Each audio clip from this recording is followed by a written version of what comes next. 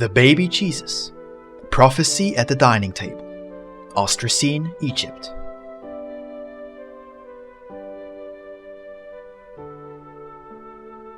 The Gospel of James on Jesus' childhood. A biographical gospel of the Lord from the time Joseph took Mary as his wife.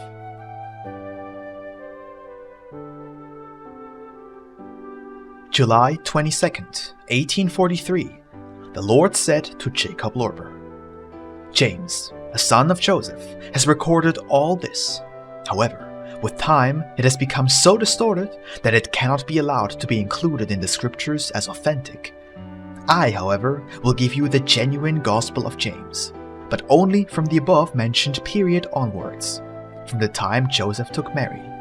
For James had included the biography of Mary since her birth, as well as that of Joseph. Cyrenius, at the time of Jesus, is the supreme governor of Rome in all Asia and a part of Africa, as well as in Greece." Great Gospel of John, Volume 3, 26-4. Link to PDF download below. Chapter 235. The Noble Company at the Meal. Joseph's advice regarding the social considerations in the seating arrangement. The infant's annoyance at the badly arranged side table. A prophetic prediction. The deputation, after a change in clothes, returned from the city at the predetermined time, greeted all in Joseph's house, and proceeded with Cyrenius to the already prepared meal.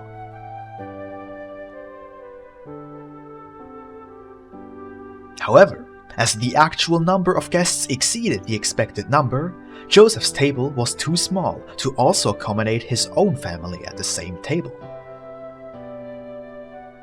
The infant therefore surreptitiously said to Joseph, "Father Joseph, let a small table be set for us in the adjoining room, and tell Cyrenius that he should not be offended by this, and tell him that I will go to him after the meal." And Joseph did as the infant had instructed him to do.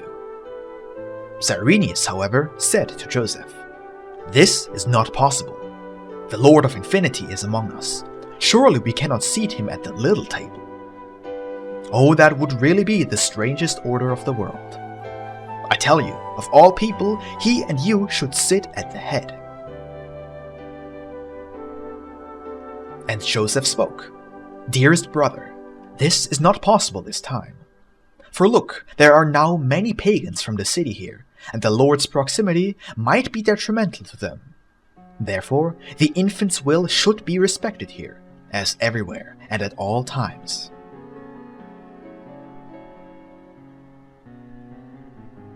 And the infant joined them and said, "Cyrenius, Joseph is right. Just do what he says."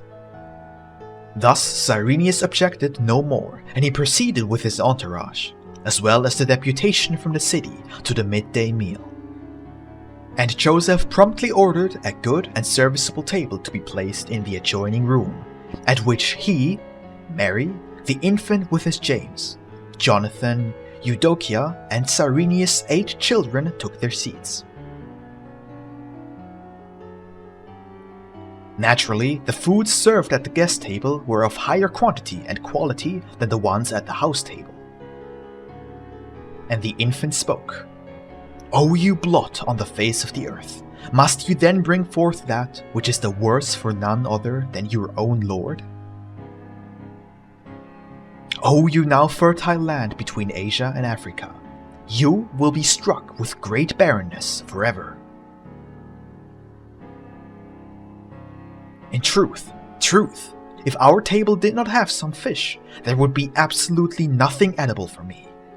Here is a milk dish with a little honey, which I do not like, and there a roasted sea onion, and there a small melon, and there some stale bread, and next to it some butter and honey. That is our entire meal, nothing but foods that I do not like, except for the new fish. Although I do not want that the guests are worse off than us, it is also not right that we are so much worse off than the guests. Joseph said, "Oh dear Jesus, do not sulk in this manner, for look, we are all in the same boat." And the infant spoke, "Give me some of the fish, and then it is well for now. But it must be different on other occasions, for I cannot always be content with this everyday food." Joseph kept this in mind and gave the infant some fish to eat.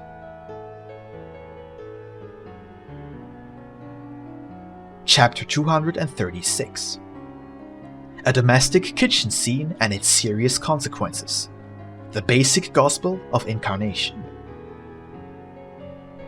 While eating the fish, the infant asked Jonathan, "Jonathan, is this the best kind of fish? For I must tell you that I do not find this fish tasty. For firstly, it is tough, and secondly, it is as dry as straw. Truly, it cannot be a good species of fish, and this low quality of fish can also be deduced by its great number of annoying fish bones." And Jonathan replied, "Yes, O you my Lord and my God, it is indeed fish of the lowest quality. Oh, if only Joseph had told me earlier, I would have gladly run to and fro 10 times and got the very best fish for you." Here, even Joseph was angry at his sons for the bad food on the table. The infant, however, spoke, "Joseph, we should not get angry about this. But it is still strange that my brothers keep the best food in the kitchen for themselves and serve us the worst of all the foods. May all that they eat be blessed. However, their action is neither nice nor commendable. See, you have given me the best piece of fish, but still I can't eat it all, although I am rather hungry. And that is certainly the surest sign that the fish is bad. Here, try this piece, and you will be convinced that I am right." Here, Joseph tasted the fish and found the infant's assertion fully confirmed. He promptly stood up and went to the kitchen and discovered the 4 sons eating their fill of a choice tuna fish. At this, Joseph was beside himself, and he began to give the 4 cooks a severe scolding. They said, "Father, see, we have to do all the hard work. Why should we not sometimes eat a better piece than what is eaten by those who do not work?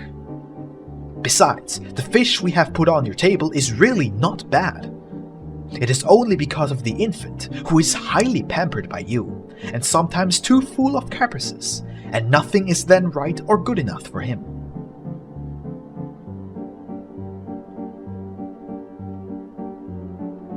This angered Joseph, and he said, "Good, as you have confronted me with such words, you will never again prepare the food for my table. From now on, Mary will be my cook.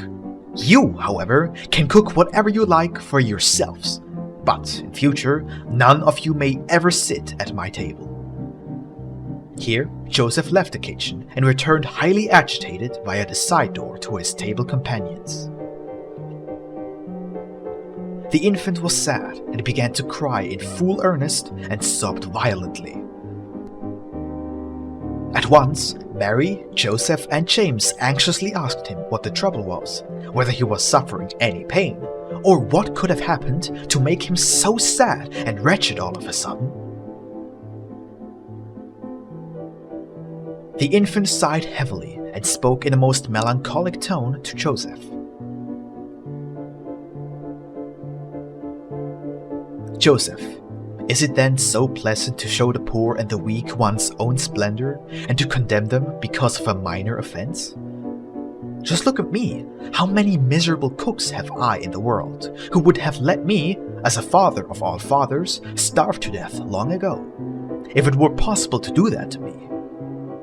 I tell you, cooks, who do not want to have anything more to do with me, and also do not want to learn or hear any more from me. And look, I still do not go out to judge them in my righteous anger. Is it then so pleasant to be a master? See, I am the only Lord of infinity, and beside me there is eternally no other. And see, I, your creator and father for everything, want to be a weak human child and fully restrain my eternal and infinite divine splendor. So that through this example, humble above all, you should come to feel revulsion at your past tyrannical spirit. But no, precisely at this time, of all times, in which the Lord of all splendor has humbled himself among all men, so that he can win them in such lowliness, men mostly want to master and rule over others. I know very well that you have judged the four cooks primarily because of me. But if you recognize me as the Lord, why did you anticipate me in this manner? See, we all are not unhappy because we were served with a poor fish, for we can instantly prepare a better one.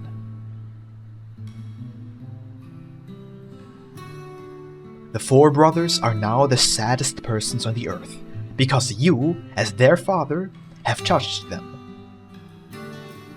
And see, it was no just punishment for such a minor offense. Where would you human beings be if I did to you what you did to each other? If I were so short-tempered and impatient as you are? You do not know why we have been served so meagerly, but I do. Therefore, I tell you this: go there and revoke your judgment, and James will reveal the reason for the poor meal to you. Here, Joseph went and called his four sons, so that they could confess their error and be forgiven.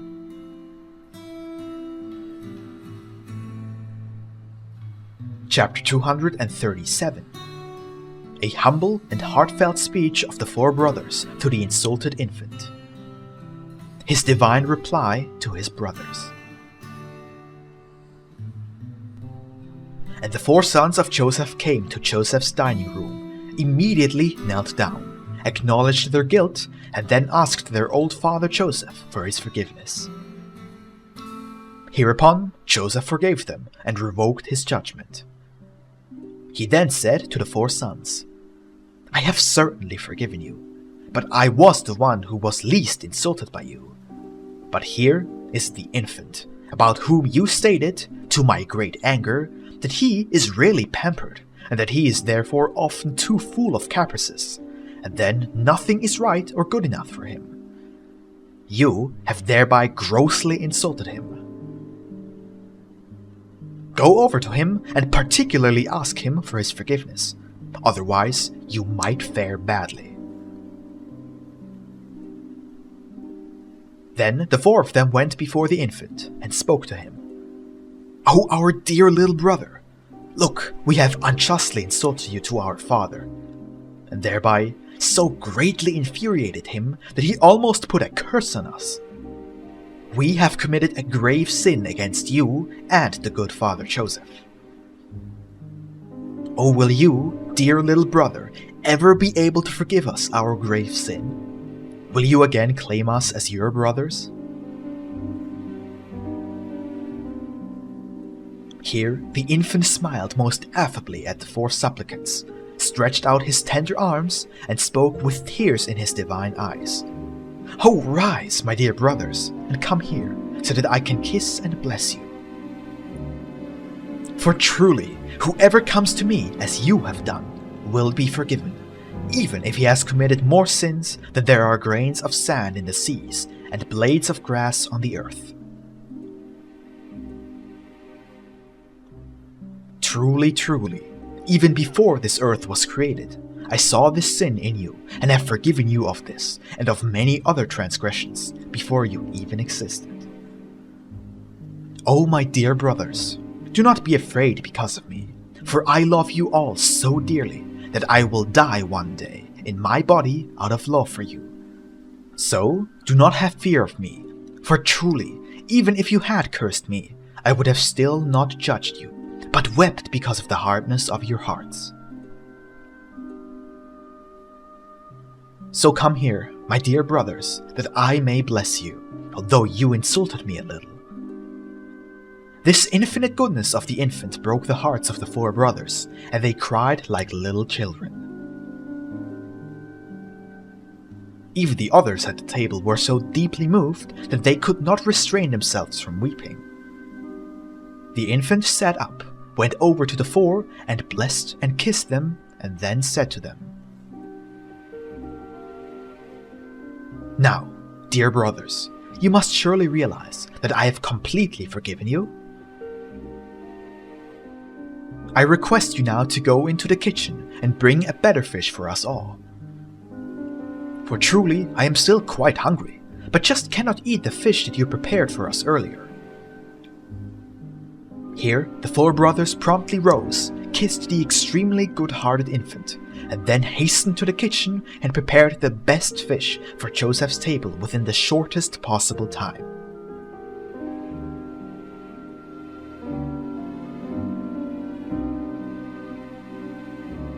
Chapter 238.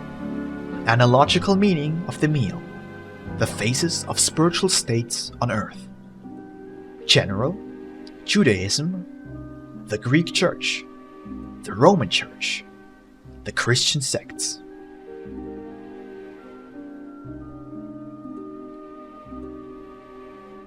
When the well-prepared fish was brought to Joseph's table, and after all had had their fill, and the meal was over, Joseph asked James if he could give the perhaps prophetic reason for the at first scanty and eventually delicious meal. And James spoke with the greatest humility and modesty. "Oh yes, dear Father Joseph, in so far as the Lord grants it to me, I will reveal the significance of this meal, and so I request you to listen to me carefully." All now directed their attention towards James, and he began to speak as follows. The meager and poor meal signifies that future time in which the Lord's word will be distorted. At that time, his servants will keep the best part for themselves and will give the leftovers to their congregations, just as the Gentiles feed their pigs. The Jews will be like the roasted sea onion, for although it is a root that grows rampantly in the ocean of the divine grace, and will be fully roasted in the fire of the divine love, it is nevertheless poor food, and will be at the Lord's table as the most inferior dish, and no one will reach for it. The Greeks will be like this inane milk mush. These will preserve the purity of the Lord's word more than anyone else. However, as they will lead only an outer life, but not an inner life according to the Lord's word, they will be as indifferent and inane as this milk mush, which may carry the best lifeblood within itself, but cuts a poor figure on the Lord's table because it is cold and not properly cooked. For it does not have a pleasant smell, and moreover, being raw, does not have a pleasant taste for the Lord's palate.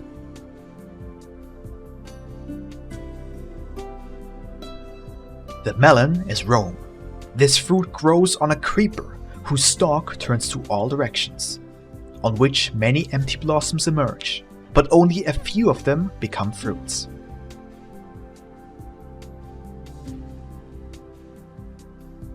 And when the fruit is there and has ripened, it has a rather strong aroma. But when it is cut and you eat the inner flesh, you will notice that the taste is greatly inferior to the smell. If you add unflavored honey to it and eat the fruit, it can make you feel nauseous. Indeed, you can easily eat yourself to death on such a fruit.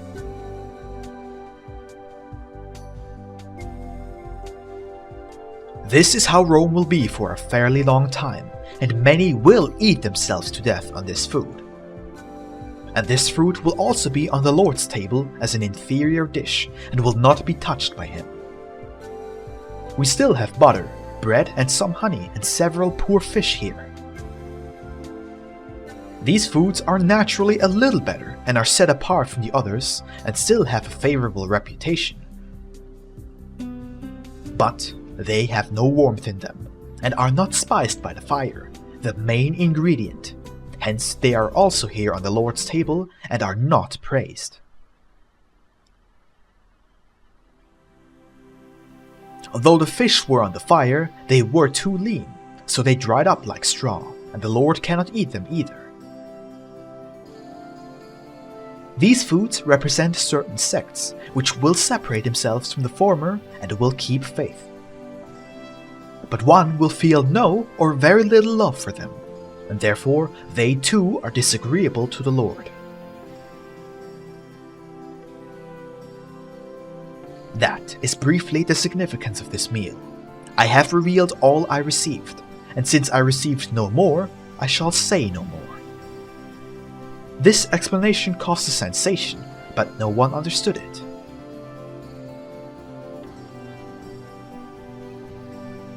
Chapter 239.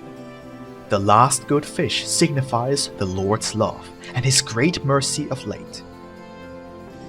The sun's inhabitants are also destined to be the children of God, a flock under the one good shepherd. Thereupon Joseph said to James, "You have spoken in the fullest sense about great and wise things in the name of the Lord, although I, as all the rest of us, am unable to understand what you said. As I nevertheless recognize the wisdom of God in you, and as we all got a wonderful and extremely delicious and well-prepared fish on our table in the end, I wanted to discuss with you what this fine and good fish finally signifies.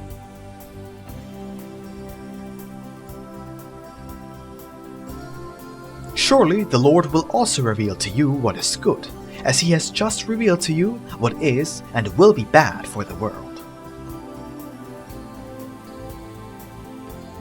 Thereupon James spoke, "Dear Father Joseph, that does not depend on me, but only on the Lord.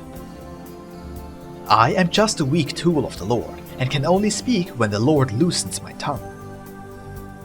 Therefore, do not ask from me what I do not have, and thus cannot give you. But turn to the Lord in this matter. When He gives it to me, you will instantly and perfectly receive it as He gives it."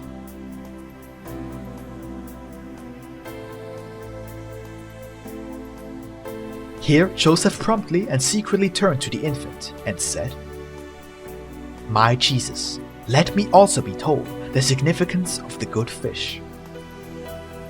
The infant, however, spoke, "Joseph, you can see that I am not fully finished with my fish, so wait a little. Cyrenius also needs time to finish his meal, hence we have another half an hour. And in this time a lot can be agreed upon, advised and concluded."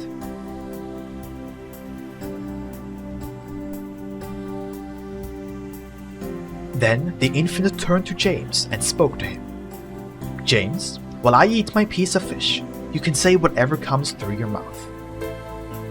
Hereupon the infant ate his fish, and James began to speak. "This last good fish signifies the Lord's love and His great mercy with which He will bless mankind at the time when all the world will stand on the abyss of eternal death. But beforehand, the cooks will have to withstand a strong judgment. Only after this judgment will the time come as foretold by the prophet Isaiah. And this time will then remain on earth, and will not be taken away from it in the future. And then the earth will merge with the sun, and its inhabitants will reside in the great and bright realms of the sun, and will shine like the sun. And the Lord will be the sole Lord, and He Himself will be the shepherd, and all the shining inhabitants will be a herd. And thus this earth will exist forever, and its inhabitants will exist forever, and the Lord will be forever among them, an eternal Father to His children. Then there will be no more death. Whoever lives there will live forever, and will never face death. Amen."